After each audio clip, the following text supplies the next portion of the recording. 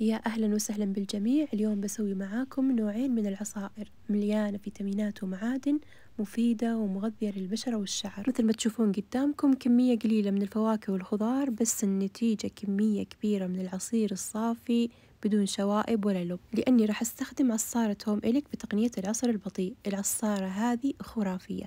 من زر القائمة نقدر نحدد نوع الخضار أو الفواكه اللي نبغى نعصرها. طبعا هنا حطيت الجزر والشمندر، وشوفوا تبارك الرحمن كمية العصير اللي طلعت بدون ما أضيف ولا نقطة موية. أضفت كمان للعصير تفاح، وهذا العصير الأول جاهز ويسمونه عصير الجمال لأنه مليان فوائد. وللعصير الثاني اخترت يكون بفاكهة اليوسفندي مليانة فيتامين سي. والجميل إن العصارة تفصل اللب عن العصير وينزل لنا العصير صافي مثل ما تشوفون، وهنا اللب والبذور مفصولة تماما عن العصير. وهذا العصير تبارك الرحمن صافي، ما يحتاج إلى تصفية، جاهز للشرب على طول. جربوا العصائر وبالعافية علينا وعليكم.